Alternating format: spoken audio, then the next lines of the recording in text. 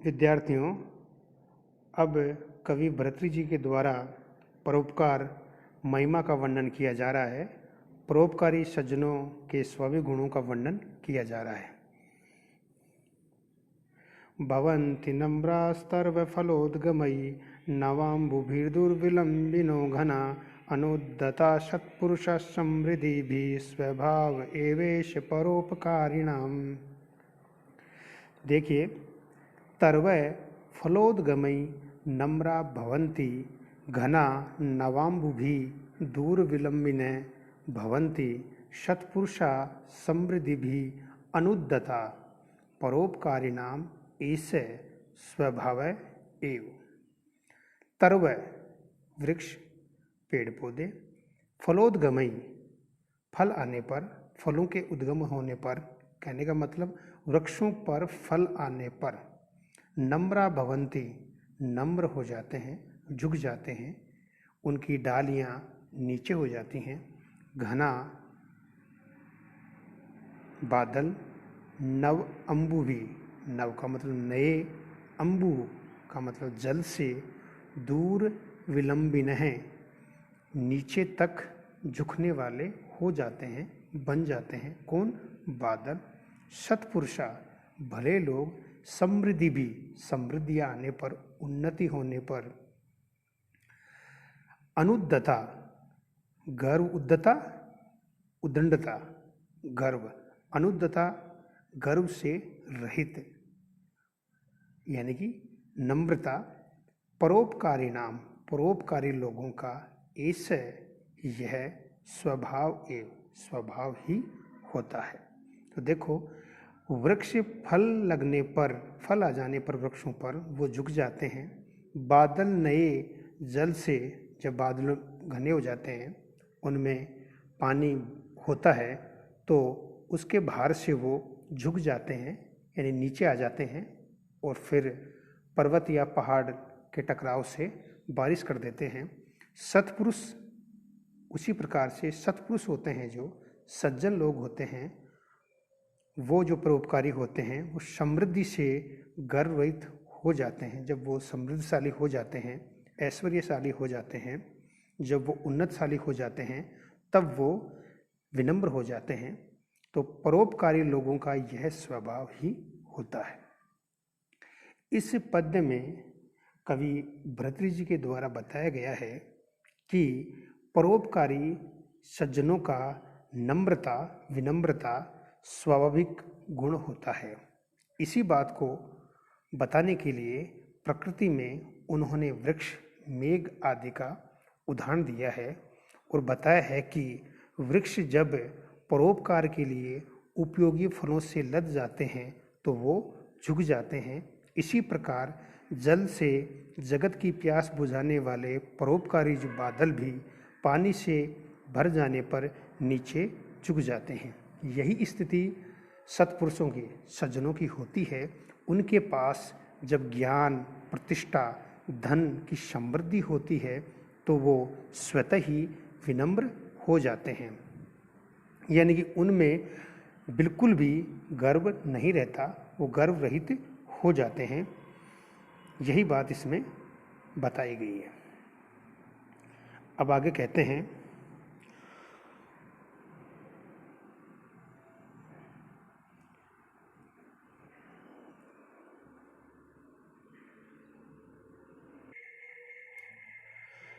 श्रोत्रं श्रुतनेव न कुण्डलेन दानेन पाणिर्न तु कङ्कणेन विभाति काय करुणापराणां परोपकारैर्न तु चन्दनेन। तो देखिए, करुणापराणां श्रोत्रं श्रुतेन एव विभाति न कुण्डलेन पाणिदानेन न तु कंकणेन कायः परोपकारै न तु चंदनेन। इसमें बताया गया है कि परोपकारी लोगों के गुण ही उनका आभूषण होता है। करुणा प्रणाम, करुण लोगों के, श्रोत्रम, श्रोत्र जो होते हैं, कान होते हैं, श्रुतेन एव, शास्त्र श्रवण से ही, अच्छी बातें सुनने से ही विभाति शोभित होते हैं, न तो कुंडलेन, न कि कुंडल पहनने से। पाणी हाथ जो होते हैं, दानेन दान से ही सुशोभित होते हैं, न तो कंकणेन कंकण पहनने से, कंगन पहनने से। कायः शरीर परोपकारई परोपकार से ही विभाति शोभित होता है, न तो चंदनेन, न कि चंदन का लेप करने से। दयालु लोगों के कानों की शोभा शास्त्र श्रवण से ही होती है, शास्त्रों को, अच्छे शास्त्रों को सुनने से ही होती है, और न कि कुंडल, कानों में कुंडल पहनने से। उनके हाथ दान से ही सुशोभित होते हैं, अच्छे लगते हैं, न कि कोई कंगन पहनने से। शरीर उपकार से ही शोभित होता है, परोपकार करने से उनका शरीर सुशोभित होता है, न कि चंदन का लेप करने से। दयालु लोग सोने चांदी के गहनों को महत्व नहीं देते, उनके अच्छे कर्म जो होते हैं उनके ही अलंकरण बन जाते हैं, आभूषण बन जाते हैं।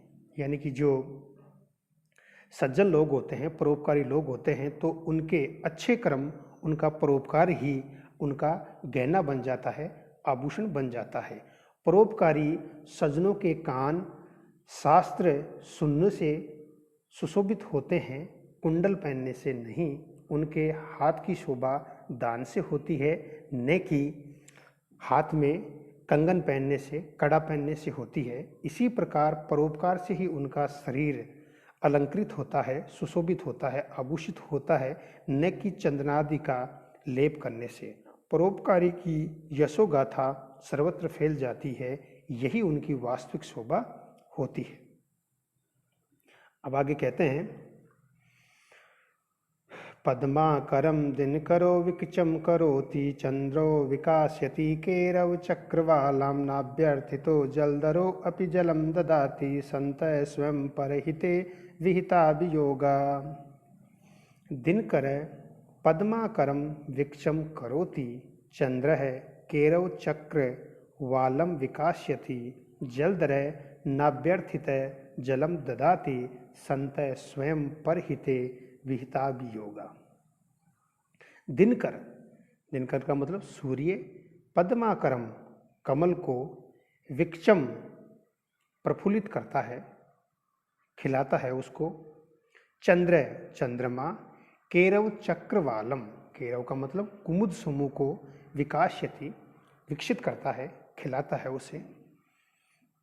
जलधर अपि बादल भी, न अभ्यर्थित बिना याचना के, अभ्यर्थना का मतलब याचना करना, और न अभ्यर्थित बिना याचना के, यानी कि अयाचित ही जलम ददाति जल को देता है। संत है जो सत्पुरुष होते हैं, सज्जन लोग होते हैं, स्वयं अपने आप ही पराहिते, परहित के लिए यानी परोपकार के लिए, विहिता वियोगा उद्यतशील होते हैं, प्रयत्नशील होते हैं। सूर्य बिना याचना के ही कमल वन को खिला देता है, चंद्रमा कुमुद समूह को, कुमुदनी के फूलों को खिला देता है, बादल भी बिना याचना किए हुए सबको जल देता है। उसी प्रकार से सज्जन स्वयं ही परोपकार में प्रयत्नशील होता है, किसी के कहने से वो प्रयत्नशील होता हो ऐसी बात नहीं है, क्योंकि सज्जनों की परोपकार में जो प्रवृत्ति होती है वो सहज प्रवृत्ति होती है। इस बात को सूर्य, चंद्रमा और मेघ के उदाहरण से कवि भर्तृहरि जी ने यहाँ स्पष्ट करते हुए कहा है कि सूर्य बिना किसी के प्रार्थना के ही कमल को खिला देता है, कमलों को, कमलवनों को। इसी प्रकार चंद्रमा भी बिना याचना किए ही कुमुद पुष्पों को, फूलों को खिला देता है। बादल भी बिना याचना के ही संपूर्ण पृथ्वी पर जल की बारिश कर देता है। वस्तुतः जो सज्जन लोग होते हैं वो स्वयं ही अंतःप्रेरणा से ही अपने आप बिना किसी के कहे ही परोपकार में प्रयत्नवान होते हैं, प्रयत्नशील होते हैं, परोपकार के विषय में लगे रहते हैं। ये कभी इस बात की प्रतीक्षा नहीं करते कि कोई उनसे प्रार्थना करे कि आप हम पर परोपकार करो, हम पर दया करो, ऐसी बात नहीं है। वो सहायता के लिए हमेशा बिना कहे ही उद्यतशील होते हैं, प्रयत्नशील रहते हैं। अब आगे कहते हैं, पापान् निवारयति योज्यते हिताय गुह्यं निगूहति गुणान् प्रकटीकरोति आपादगतं च न जहाति ददाति काले सन्मित्रलक्षणमिदं प्रवदन्ति सन्तः। पापात् निवारयति हिताय योज्यते गुह्यं निगूहति गुणान् प्रकटीकरोति आपदगतं च न जहाति काले ददाति संतः इदम सन्मित्र लक्षणम प्रवदन्ति।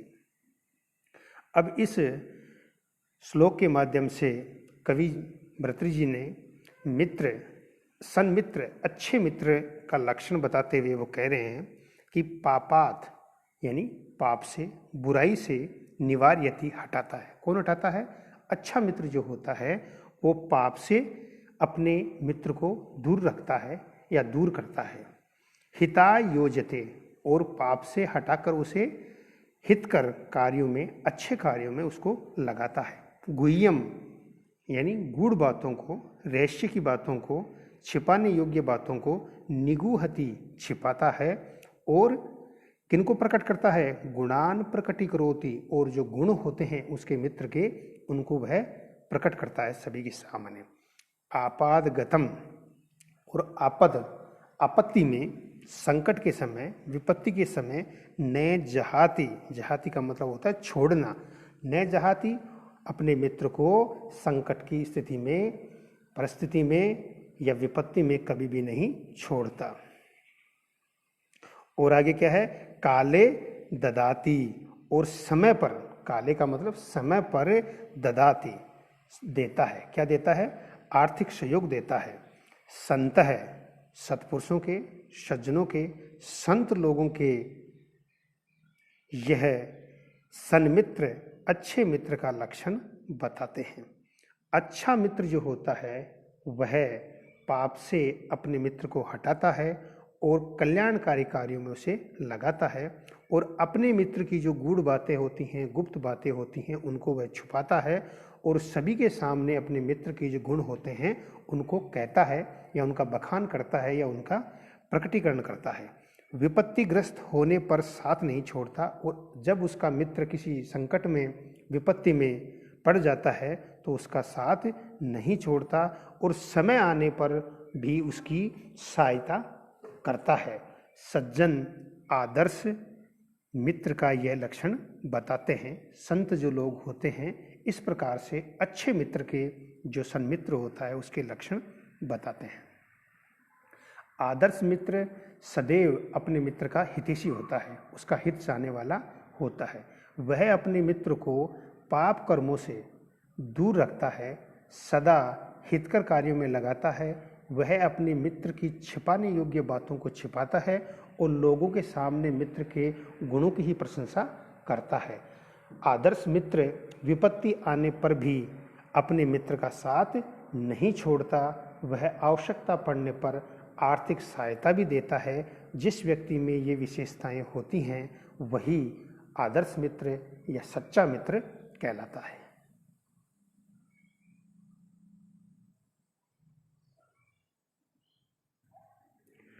अब आगे भर्तृहरि जी बताते हैं कि इस प्रकार के जो परोपकारी सज्जन लोग होते हैं वो बहुत ही कम मिलते हैं।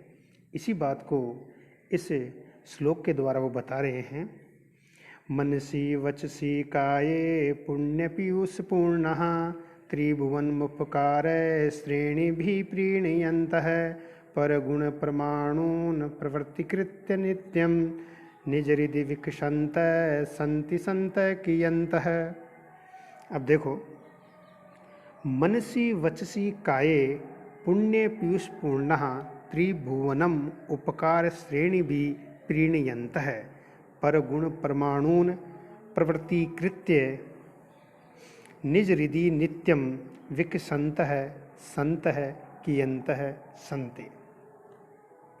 मनसि वचसि काये, मन, वचन और काय शरीर में पुण्य पीयूष पूर्णा, पुण्य रूपी पीयूष, पीयूष का मतलब अमृत से पूर्ण परिपूर्ण भरे हुए, त्रिभुवनम तीनों लोकों को, उपकार श्रेणी भी अनेक उपकारों से, उपकारों की श्रेणियों से, प्रीणयंतः प्रसन्न खुश करने वाले, परगुण परमाणुन, परगुण दूसरों के गुणों को, दूसरे के परमाणु गुणों को, यानी दूसरे के बहुत कम अल्प गुणों को परवर्तीकृत्य पर्वत जैसा विशाल बताकर निज हृदय, अपने हृदय में, अपने हृदय में नित्यम सदा विक्षंत, विकसित यानी प्रसन्न रहने वाले संत है, सत्पुरुष सज्जन लोग, कियंत संति कितने हैं, अर्थात बहुत ही कम होते हैं ऐसे सज्जन लोग। मन वचन और शरीर से पुण्य रूपी अमृत से भरे हुए, त्रिभुवन को उपकारों से प्रसन्न करने वाले, दूसरों के परमाणु यानी छोटे बहुत कम अल्प गुणों को भी पर्वत के समान बड़ा बतलाकर अपने हृदय में प्रसन्नता का अनुभव करने वाले सत्पुरुष कितने हैं। इसी बात को यहाँ पर भर्तृहरि जी ने बताया है कि सत्पुरुषों में कुछ ऐसी विशेषताएं होती हैं जो संसार में सामान्यतया दुर्लभ होती हैं।